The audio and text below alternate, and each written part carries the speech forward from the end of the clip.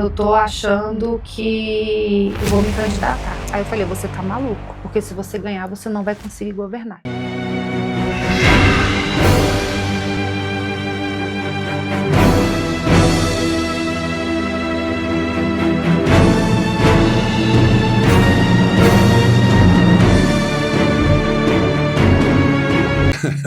Então, assim, e quando ele descobriu aquele material que ele que colocou o nome de kit gay, então, assim, a nossa vida virou de cabeça para baixo. Era do Ministério da Educação. Ministério da Educação. E aquilo, ele já estava, inclusive, falando que ele ia se aposentar. E eu estava gostando. Eu falei, poxa, eu vou ter meu marido em casa, 29 anos de 28 anos, é. E eu estava gostando, porque ele estava com esse sentimento de que não estava dando certo. Só que ele passou um dia pelas comissões e viu um debate, que eu acho que era o ministro atual hoje da Economia, eu acho que ele era o ministro, né? E ele estava ali falando sobre um beijo lésbico. E chamou atenção aquela fala, e ele ficou prestando atenção, e ele teve acesso a esse material. Então, a partir daí, ele começou a defender as crianças, a não erotização, e a nossa vida virou de cabeça para baixo, e todo mundo perseguindo a gente, e foi um momento muito difícil. Então, eu cuidei do filho dele, mais novo, o Renan, ele foi morar com a gente, ele tinha por volta de 9 anos, eu já tinha a Letícia de 5 aninhos, a Laura só nasceu em 2010, então eu tinha que dar essa tranquilidade pro meu marido, de cuidar da casa, cuidar dos nossos filhos, para que ele pudesse ter a cabeça tranquila. Isso foi sempre, né? Sempre. Como mulher de político. Sempre. Então, ele tinha essa paz para viajar todas as terças-feiras, eu deixava ele no aeroporto toda terça e buscava toda quinta, mas eu não queria saber de política, porque eu falava, não, eu não consigo, né? Basta só você apanhar, ser perseguido. Mas lá pela Santa você já percebeu que ele já era candidato. E aí um dia ele chegou, estava no banheiro e falou, Mi, eu tô achando que eu vou me candidatar. Aí eu falei, você tá maluco, porque se você ganhar, você não vai conseguir governar. Ali realmente eu fui uma mulher de pouquíssima fé. Eu não acreditei no meu marido. Mas tinha uma visão Só do que era a oposição. Só que ele já estava viajando e já estava sendo recebido com aqueles movimentos grandiosos nos aeroportos. Eu não estava vendo isso. Eu acho que os políticos, em geral, não viram isso porque também. Não tinha WhatsApp, na época a gente não tinha veículos de comunicação. E eram só jovens. Era só jovens que iam para os aeroportos. Então ele já tinha tomado uma proporção, ali o movimento já tinha crescido e eu não estava sabendo que ele estava tão famoso. E depois de ter chegado, sua vida mudou muito. Como é que é morar? Eu lembro que o presidente Figueiredo chamava o Palácio Alvorada de uma grande vitrine em que ele ficava exposto lá. Lá, em média, 200 funcionários entre Palácio da Alvorada e Granja do Torto, né? Então, pro lado que você olhar, vai ter alguém te olhando. Como eu sou dona de casa, eu cozinho, então eu consegui colocar a parte superior da casa, porque eu tinha filhas pequenas na época, né? Eu queria que tivesse esse aconchego de casa. Então, a parte de baixo ali, trabalho ali, a gente mora dentro do trabalho, não tem como você separar, né? A parte de cima ficam os quartos, a cozinha. Então, eu tentava também criar essa atmosfera, esse clima de casa. É um pouco difícil, porque não tem isolamento acústico, porque muita gente transitando, escala de funcionários, o tempo todo. Tem intimidade? Não tem privacidade? Não tem privacidade. A privacidade mesmo é só nessa parte dos quartos, né? Porque até na sala você escuta quem está falando embaixo, justamente porque não tem isolamento acústico. Piscina é muito difícil. Posso perguntar uma questão bem interna? Pode. A senhora e o seu marido usaram os lençóis de presidentes anteriores? Usamos os lençóis por um bom tempo, acho que uns 6 meses. Até eu conseguir trazer a minha mudança, porque eles queriam mudar o enxoval, mas quando eles foram mudar o enxoval, eles tinham uma pegadinha, né? Eles queriam colocar lençóis superfaturados para sair uma matéria. Egípcios. Lençóis egípcios, mas realmente assim, já para assassinar minha reputação logo na chegada, porque sempre tem esses grupos que incentivam a primeira-dama a falar mal da antecessora. Então... A antecessora foi a Marcela Temer, que é uma querida, tenho muito carinho por ela, muito respeito, inclusive me apresentou o programa Criança Feliz, que ela é embaixadora, madrinha. Eu dei continuidade ao programa, o programa foi premiado em Doha, o nosso ex-ministro foi a Doha buscar o prêmio. Ela me apresentou também a visitação cívica, eu dei continuidade. Depois implementei também o Alvorada de Portas Abertas, onde eu podia receber as minhas crianças. Pois é, interessante essa... É lindo. Depois as crianças vibrando lá dentro. Depois eu vou te mandar um vídeo para você Essas assistir. crianças vinham de onde? Essas crianças são crianças de instituições cadastradas no programa Pátria Voluntária, que eu era presidente. Quantas crianças foram envolvidas nisso? Hoje, assim, o número, eu poderia ter pego esse número, mas muitas crianças, porque toda vez que a gente abria, para ser assim, algo seguro também, e a gente conseguir fazer algo legal, porque eles almoçavam, eles tomavam café, almoçavam, e o almoço, se era na época do Natal, era um almoço natalino, com chester, arroz, farofa, salpicão. A gente tinha uns parceiros que traziam sorvete, picolé, algodão doce, era muito chique. E os padrinhos eram os ministros, secretários executivos e amigos da sociedade civil. Quer dizer, não ia um tostão do dinheiro do pagador de imposto. Nenhum tostão. E outra coisa, tinha que dar o presente que a criança colocava na cartinha. E eu fazia a vistoria. Tinha que ler as cartinhas. Uma vez uma criança pediu uma bicicleta, chegou um patinete. Eu saí correndo para comprar uma bicicleta de última hora. Então a gente tinha que dar o presente que a criança pedia. Então, em torno de 60, 70 crianças por evento, cada vez. Agora, eu ouvi uma frasezinha sua e hoje, mesmo depois de não ser mais primeira-dama, continua fazendo... Continuo porque é algo do meu coração, é uma pauta. Eu comecei porque já vinha antes, no voluntariado, aos 14 anos. Eu cadastrei a Vila dos Carroceiros, que hoje é o Sol Nascente. Eu participei pela Igreja Católica, na época, desse cadastramento. Então eu acho que o voluntariado, ele é um legado de amor, de solidariedade e de esperança, né? A gente, com o voluntariado, você planta uma semente na vida das pessoas, e eu colho os frutos do voluntariado na vida das minhas filhas, porque eu sempre levei as minhas filhas desde pequenininha. Eu levava a minha filha, a Laura, para o lixão lá no Rio de Janeiro, para dar choque de realidade, para poder realmente valorizar o que ela tem e para ser um ser humano melhor, porque eu creio nisso. Não é mão de obra não remunerada, como muitas pessoas me criticaram, quando eu fomentei e implementei o voluntariado no programa Pátria Voluntária. Não é isso, não é sobre isso. É sobre ser humanos melhores, com empatia, para cuidar. Voltando ao Alvorada, é verdade que a senhora cozinhava lá no Alvorada? Eu cozinhava. E eu cheguei e cozinhei por uns 30 dias para eles poderem conhecer o meu tempero, a comida que as minhas filhas gostavam, porque é muito difícil, né, você ter criança pequena. Então eu tinha que conciliar a minha agenda como primeira-dama, mas a minha pauta prioritária é a minha casa, é a minha família. Eu sou mãe e primeira-dama. Então muitas vezes eu tive que sair correndo de audiências, de eventos, para poder fazer a abobrinha com ovo que a minha filha tinha pedido para eu fazer no outro dia. Então ela sempre em primeiro lugar. Eu sempre consegui conciliar e ser mãe. Eu sou presente, sou muito presente. Abobrinha com ovo. Abobrinha com ovo e bastante coentro no final. Que coisa, né? Que ironia. Hoje a picanha foi substituída pela abobrinha e o ovo está fora do alcance. Está fora do alcance. Quanta mudança nesse país. Porque são as comidas, né, que elas gostam de comida de verdade. E elas gostam da minha comida.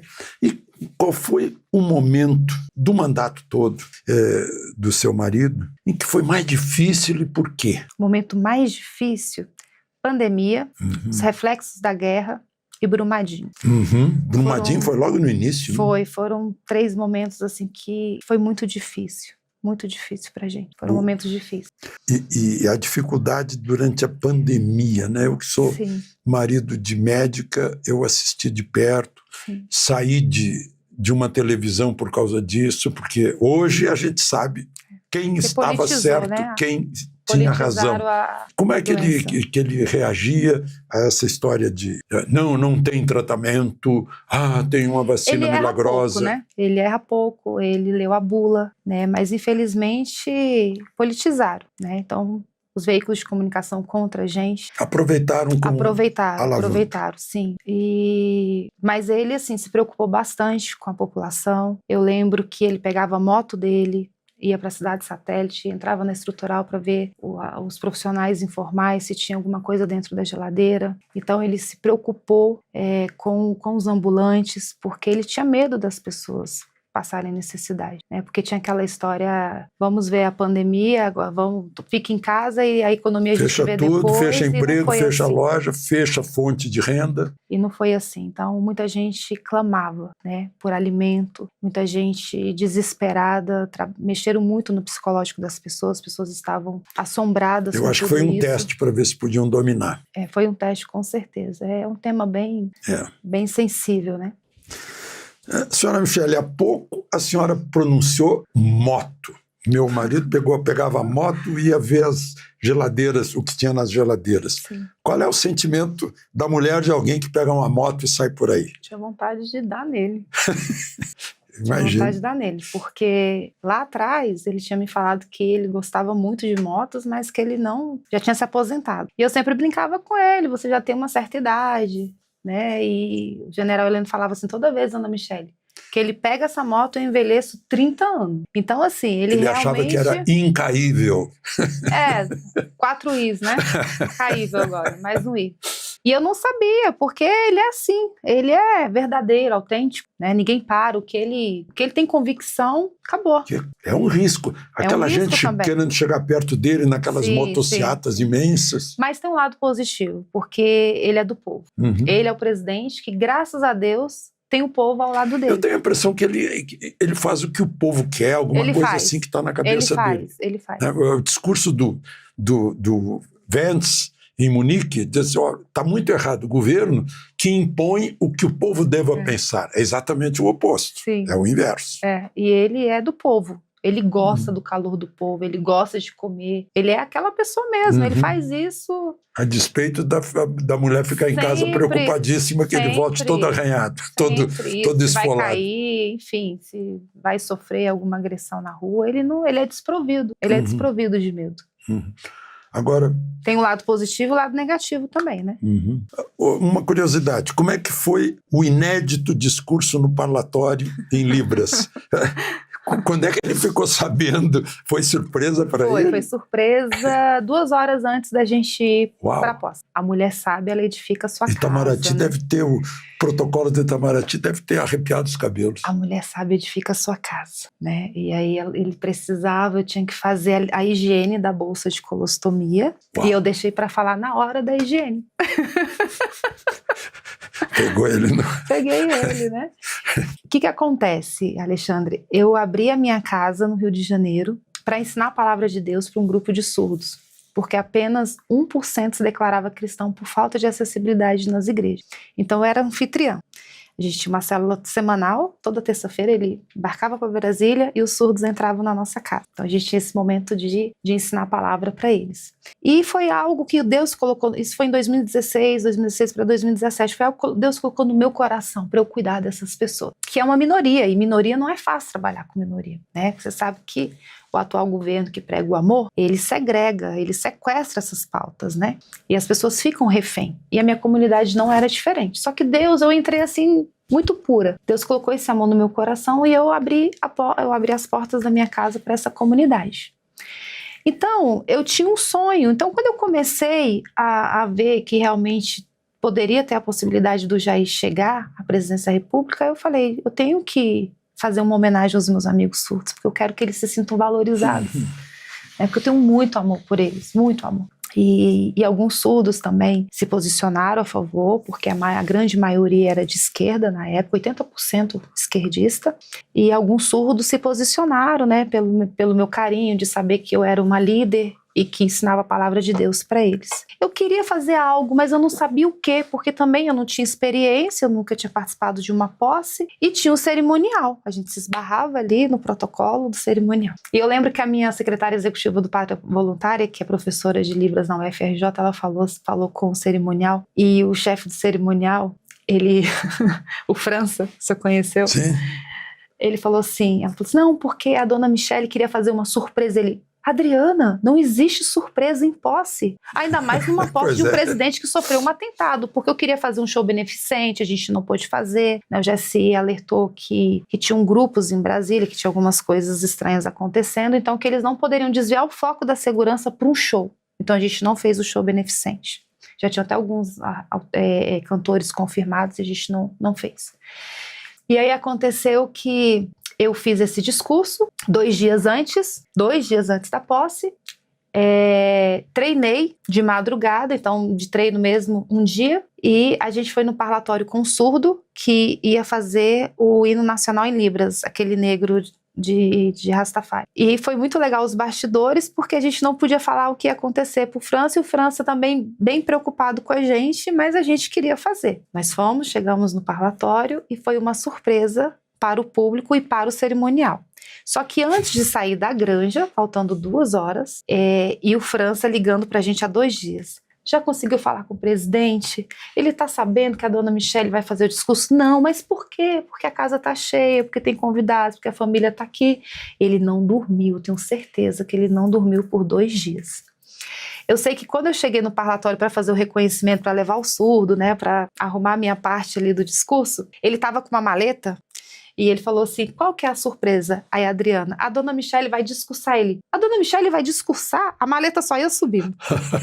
Aí ele, e em Libras? Em Libras? E o presidente sabe? Não, o presidente não sabe. Dona Michelle, o meu emprego está garantido? Eu falei, claro, fica tranquilo, por que não estaria garantido? Aí eu fui fazer a limpeza. Embaixador do Canadá hoje. Embaixador, um querido, assim, tenho muito carinho, muito respeito, me ajudou bastante na questão da acessibilidade dentro do palácio. E aí, voltando lá para a granja, a gente foi fazer a limpeza. E ele deitado, eu falei, amor, eu queria te pedir 5 minutos do seu tempo de discurso. Aí ele falou, claro, eu falei, você vai falar? Eu falei assim, vou falar. Aí ele falou assim, falei, mas eu prometo que são 5 minutos, não vai passar. Ele, não, tudo bem. Não quis saber o teor da fala. Não quis saber, eu estava fazendo a limpeza, ele não podia falar nada também, né, senão eu deixava ele ali.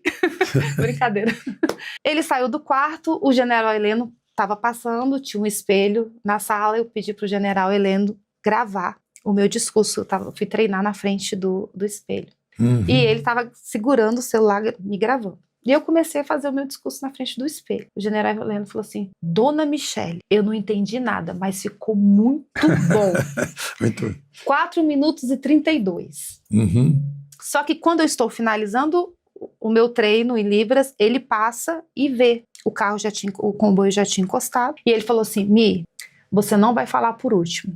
Você vai falar primeiro. Porque senão as pessoas não vão prestar atenção no seu discurso. Alexandre, quando ele falou isso, me deu uma dor de barriga. Eu fiquei tão nervosa, tão ansiosa. Porque como que eu ia quebrar um protocolo? Como que eu ia falar primeiro? E aí foi aquilo que aconteceu. Né?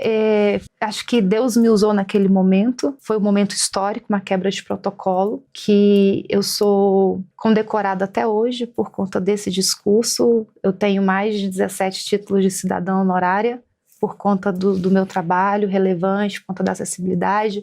Eu fui reconhecida mundialmente pelo meu discurso, por essa quebra também, por dar visibilidade a uma comunidade que estava há tanto tempo na invisibilidade.